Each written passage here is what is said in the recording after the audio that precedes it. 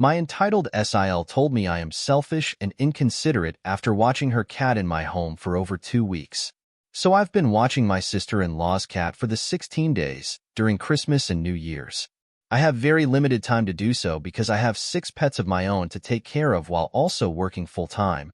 Plus her cat stresses my own cats out and they act out when he is around. I agreed to do so because I had no choice really and I am a cat lady, so I did it for her cat ultimately. I had no choice because my sister-in-law asked 2 days in advance. She was leaving the state for 2 weeks and she asked me and my husband, her brother, to watch her cat because he wasn't up to date on vaccines and couldn't fly with her. So fine, I agreed, and I did so nicely, not reluctantly, and she paid us $100. We picked the cat up from her, and she lives 30 minutes away from us. She sort of acted like $100 was a lot to do this and she could boss us around on when to come get him since she is paying us. For me, it was just in case he needed something because $100 isn't much to watch a pet that long and even pick up the cat for her lol. Plus, I wasn't doing it for the money and it was over the holidays. I spent a portion of that buying him Christmas gifts for his stocking, cat lady I know. Anyways, she was supposed to pick him up Saturday. Ended up taking a super late flight back home instead and told my husband she'd pick him up Sunday now instead. We are supposed to get a lot rain and wintry snow mix on Sunday, and last year at this time we were snowed in from the ice storm for over a week. We offered to bring her the cat Saturday night to her house, 30 minutes away. When she got in and she got upset and told us no, she is getting in too late and will come Sunday. Her cat has been in his own room crying and scratching the door to come out. I give him attention and do let him out sometimes for a bit, but I have my own pets. I didn't want him to be stuck in a room alone for another week, crying, which is the only reason we offered to take him to her. So my husband said just come in the morning then, and she said she is going to come at 6 a.m. on Sunday, trying to be spiteful because 6 a.m. is absurd but whatever, and he laughed and told her okay. So we are expecting her in the morning, we are in bed, and at 1 a.m. my phone is going off with alerts someone is at the door. I open it and see on the camera she is outside our house with a guy she has been dating and telling him he will have to take his shoes off when he comes inside because we don't wear shoes in the house. She says it to him, as if we are weird/embarrassing people for that. Meanwhile, I am in bed, my husband is asleep, and I look like crap. My friend actually passed away just 2 days ago and I've been crying a lot. Not showering, not brushing my teeth, not brushing my hair, so I'm not in any place to be answering the door right now to this random dude I've never met. If it was just her, that would have been fine. But this random dude works at the same company as me, and given the line of work I do, our paths will cross soon.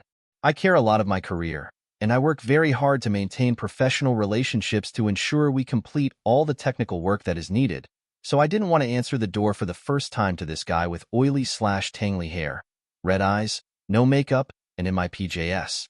I wake my husband up, and he is in shock she is here with him at 1 a.m. He calls her and is like, WDH, it is 1 a.m., and we are literally asleep, and she said just bring her cat. He gets mad and says, okay, this time I will, but never ask me for anything again, and she says she won't angrily and hangs up the phone. They have the same fight all the time, but we just keep doing stuff for her anyways. He gets dressed and tells them to wait in the car, and he will bring the cat out, and I get the cat in cage and pack up all his stuff. Now the cat is gone, I am laying in bed and watch the full video of them at the door, and she is essentially bad-mouthing us, saying we are rude to not just open the door and welcome them in, and she would never do that. Almost shit-talking us, it feels like, about us being a shoeless house. Saying my husband always acts like this and making fun of him to this guy. Essentially acting like we are the problem because she showed up unannounced at 1 a.m.